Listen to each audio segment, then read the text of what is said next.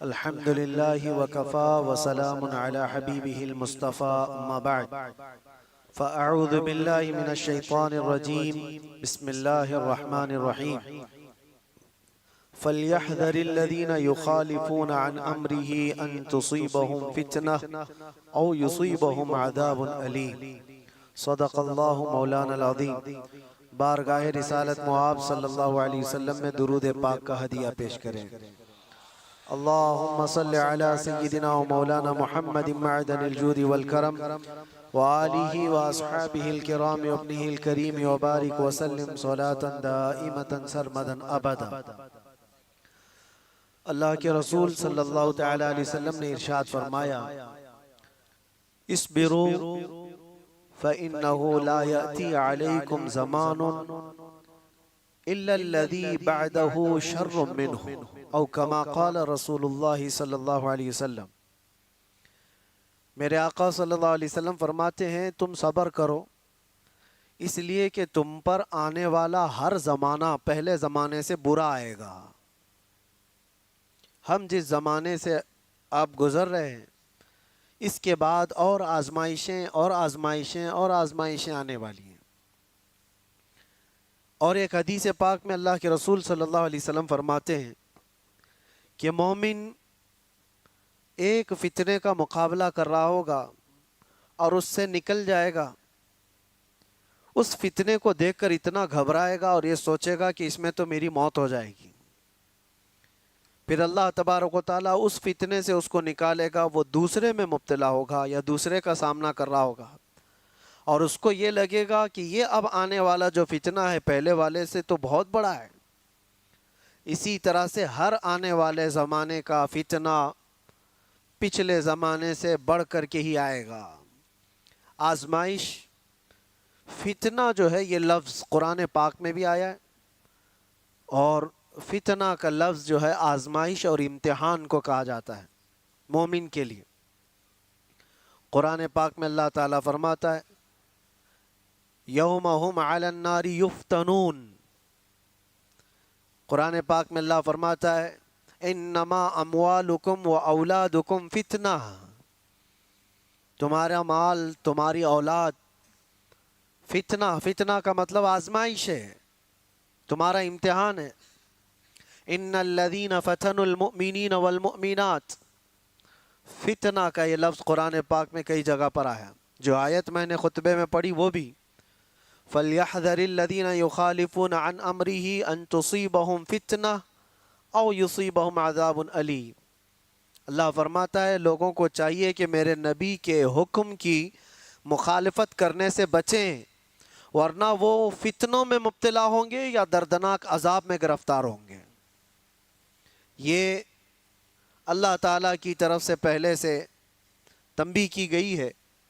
हुजूर की मुखालफत करोगे, नबी पाक सल्लल्लाहु ताला अलैहि वसल्लम की तालीमात को छोड़ोगे तो फितनों में मुब्तला होगे, बहुत सारी आजमाइशें आएंगी। आज जो हम फी ज़माना पूरी आजमाइशों में घिरे हुए हैं, क्या अपने गिरेबान में झांक कर देखें कि हुजूर पाक सल्लल्लाहु अलैहि वसल्लम की तालीमात के मुखालिफ नहीं चल रही पूरी उम्मत। जिस उम्मत को खैर उम्मत का लक़ब कुरान ने दिया, या अच्छाइयों का हुक्म देती है बुराइयों से रोकती है, वो कहाँ है तुम्हारा मनसब? क्या हर कोई वो जिम्मेदारी निभा रहा है?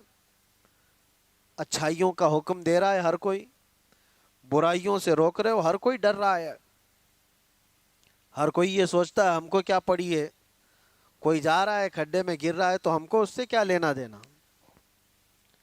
बुराइयों से रोकने का मिजाज उम्मत का ख़त्म होता चला गया। तुम खैर उम्मत हो, ये मनसब कभी तुमसे अलग नहीं हो सकता। और इल्म इस्लाम लाया है और आज इस्लाम के पैरोकार मुसलमान इल्म से दूर है। अखलाक इस्लाम ने दिया है पूरी दुनिया को, अखलाक इस्लाम ने दिया है। माँ और बहनों के दरमियान तमीज़ इस्लाम ने दिया, औरतों के हुकूक इस्लाम ने अता की। लेकिन ये सब बातें मैं इसलिए अर्ज कर रहा हूँ कि क्या मुसलमानों में अब भी वो इस्लाम है, या रसूल पाक सल्लल्लाहु ताला अलैहि वसल्लम की तालीमात को इतना पीछे डाल दिया कभी कभार मैं सोचता हूं मेरे अजीजों, अपने दिल पर हाथ रख करके बताओ, जिस रसूल पाक से तुम जान से ज्यादा मोहब्बत करने की बात करते हो, उस रसूल की कितनी हदीसें तुम्हें याद हैं? दूसरों के डायलॉग्स तो याद हो जाते, गाने जुबान पर यूं ही आ जाते। वो इसलिए नहीं कि तुम गाने रट्टा मार के याद करते हो, सुन सुन के ही याद होते हैं, चलते फिरते लग जाते हैं, याद होते हैं। किसी के डायलॉग्स बहुत ज्यादा इधर उधर वायरल होते हैं, वो याद हो जाते हैं। लेकिन मैं ये पूछना चाहता हूं कि ये सुन सुन करके जब दुनियावी नगमे याद हो जाते हैं, तो अपनी आदत ऐसी क्यों नहीं डाली कि मेरे नबी के नगमे भी सुन सुन के याद हो जाए, हुजूर की बातें याद हो जाए।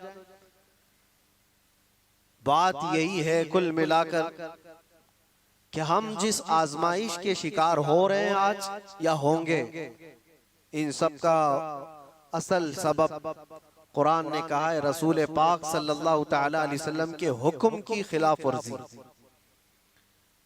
देखो, हुजूर के हुक्म की खिलाफ वर्जी दो तरह का करता है आदमी। एक जानबूझ के करने वाला, वो काफिर है, वो कहता है कि मैं मानता ही नहीं, नाउजुबिल्लाह, वो काफिर है। लेकिन एक अनजाने में करता है, वो हुजूर से मोहब्बत तो करता है, लेकिन नफ्स कभी गालिब है, शैतान कभी गालिब है, सुस्ती कभी गालिब है, जिसकी वजह से इन अहकाम को अमल नहीं कर पाता, लेकिन नुकसान वो भी उठाएगा, वो भी उठाएगा। पहला वाला तो जहन्नम, जिसने जानबूझ करके इनकार किया हुजूर की हुजूर के फरामीन को, वो तो जहन्नम में जाए। और दूसरा वाला जो अनजाने में करता चला गया, तो वो दुनिया में फितनों में मुब्तला होगा, आजमाइश में आएगा।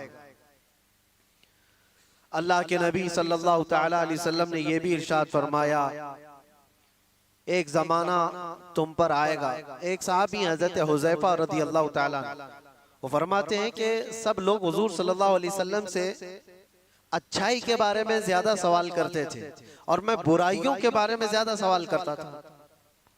वो कहते हैं खुद उसकी वजह ये है, इसलिए पूछता था कि कहीं उस बुराई में मैं मुब्तला ना हो जाऊं, कहीं उस बुराई से मेरा सामना ना हो जाए। तो हज़रत हुज़ैफा रज़ी अल्लाह ताला अन्हु ने हुजूर सल्लल्लाहु अलैहि वसल्लम से पूछा, या रसूल अल्लाह सल्लल्लाहु अलैहि वसल्लम, हम ज़माने जाहिलियत में थे, कुफ्र में थे, शिरक में थे, इस्लाम आया, खैर आया, अल्लाह ताला ने हमें एक शर से निकालकर खैर में लाया, तो क्या इस इस्लाम के खैर के बाद फिर कोई और शर आने वाला है? इसके बाद और कोई बुराई आएगी? हुजूर ने फरमाया, हाँ आएगी। जिस इस्लाम में तुम हो, इस खैर के बाद फिर शर आएगा।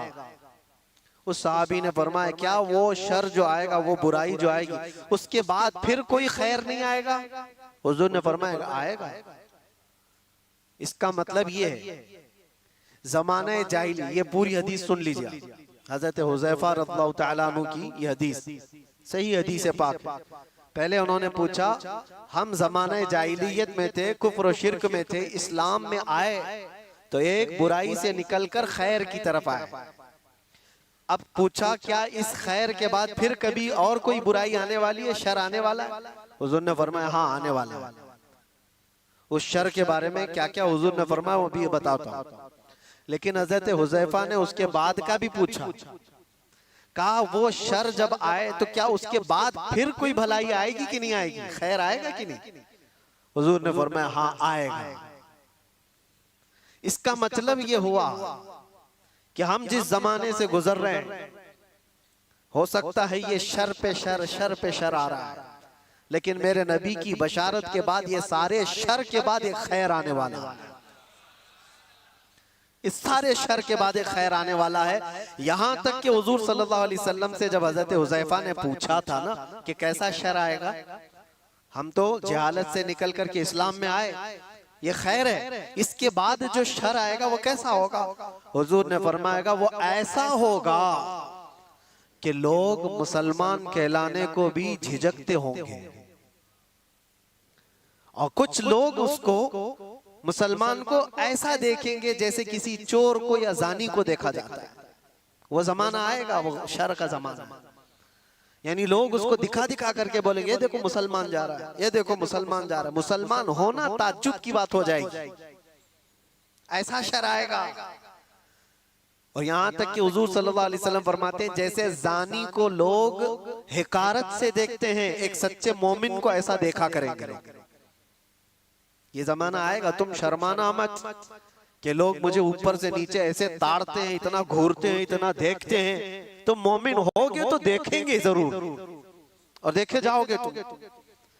उनके देखने पर मैं अपना अमामा क्यों उतारूं, उनके देखने पर मैं अपनी दाढ़ी क्यों निकालूं, बल्कि वो घूर घूर के हमें बता रहे हैं कि हम मोमिन हैं। वो शर का जमाना आएगा कि लोग ताज्जुब से देखा करेंगे मोमिन को, ताज्जुब से देखेंगे और ताना भी मारेंगे कि ये देखो बड़ा मोमिन बनता है, ये बड़ा मुसलमान लगता है। अभी वो जमाना इतना ज्यादा आम तो नहीं है, लेकिन नमाजियों को तो ताना देते हैं, टोपी वालों को, दाढ़ी वालों को, अमामे वालों को तो ताना देते ही हैं। हुजूर की सुन्नत पर जो आता है उसको नहीं लोग मजाक में लेने लग जाते हैं। याद रखना, कुफ्फार और मुशरिकीन जो मजाक कर रहे हैं वो तो जहन्नम में जाएंगे, लेकिन कोई मुसलमान अगर हुजूर की सुन्नतों का मजाक करेगा तो दायरे इस्लाम से खारिज हो गया, उसने कुफ्र किया है। हुजूर पाक सल्लल्लाहु तआला अलैहि वसल्लम की सुन्नत को हल्का जानना कुफ्र है। अब सुनो, इतना ही नहीं, उस शर के बारे में हजरत हुज़ैफा ने जो पूछा था, ये खैर के बाद जो शर आएगा, बुराई आएगी, वो क्या क्या होगी। हुजूर ने फरमाया ऐसा होगा कि हथेली पर अंगारा लेकर खड़ा होना आसान होगा, मुसलमान बन करके रहना और मुश्किल। मफहूम हदीस बता रहा, ईमान पर कायम रहना इतना मुश्किल हो जाएगा, हथेली पे जैसे अंगारा लेकर खड़ा होना मुश्किल है। ऐसा ही है आज। अमानत के साथ बरकरार रहना, नजरों की हिफाजत के साथ कायम रह जाना, हुजूर की सच्ची मोहब्बत, अकीदत और उनकी उल्फत के साथ इस जमाने में जी लेना, अपने हथेली पे अंगारा रखने से कम नहीं है। ये कम नहीं है मेरे अजीजों, बड़ी आजमाइशें होती हैं।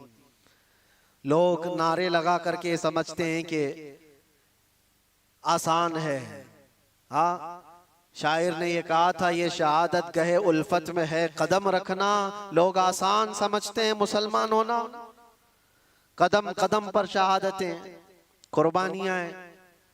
अब सुनो एक और हदीस, यहां तक तुम परेशान हो चुके होंगे, इतने परेशान हो चुके होंगे कि कभी कब्रिस्तान की तरफ से गुजर रहे होंगे तो हुजूर फरमाते तुम कब्रों वालों को देख करके ये तमन्ना करोगे काश उसकी जगह मैं होता तो अच्छा होता, क्योंकि वो फितनों से बचकर चला गया, हमसे पहले चला गया, अब महफूज सोया है, और हम रोजाना एक नए फितने का मुकाबला कर रहे हैं। ये कैफियत आएगी ईमान वालों पर।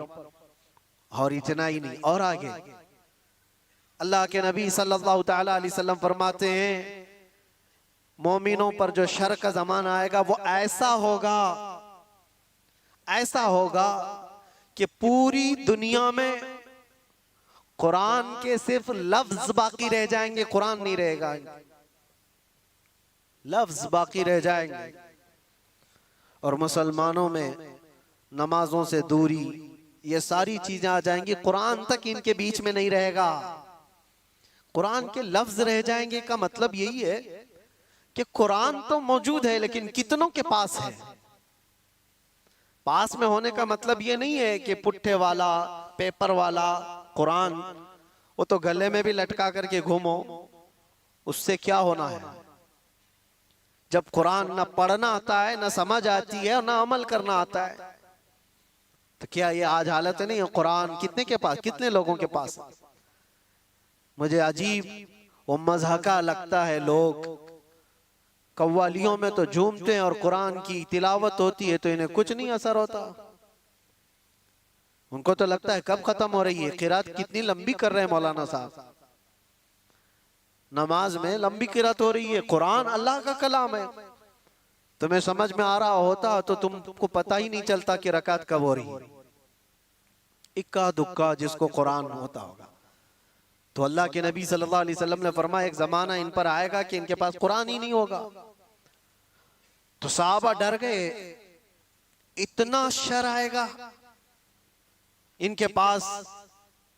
हुजूर ने ये भी फरमाया चरवाहे लोग होंगे, कम जात के लोग होंगे, लेकिन बड़ी बड़ी इमारतें बनाकर सजा रहे होंगे, सब घरों की ज़ेबो जीनत में लगे होंगे, आराइश में लगे होंगे।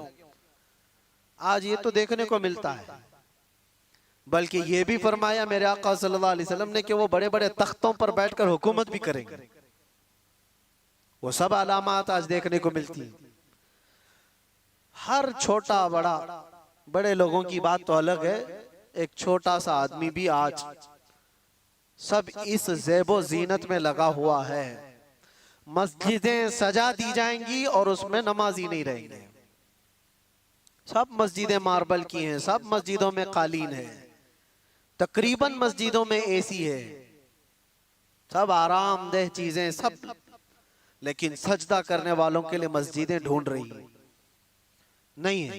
ये वो जमाना आएगा, नबी पाक ने जब ये फरमाया तो सहाबा इकराम रिदवानुल्लाहि ताला अलैहिम मजमाइन जो सवाल कर रहे थे। अब जाहिर सी बात है, अब मैंने इतनी अलामतें जो बताई, डर और खौफ लग रहा है कि नहीं लग रहा है? डर और खौफ है कि नहीं? क्या ऐसा जमाना आएगा कि लोग हमको मोमिन होने पर ताना देंगे?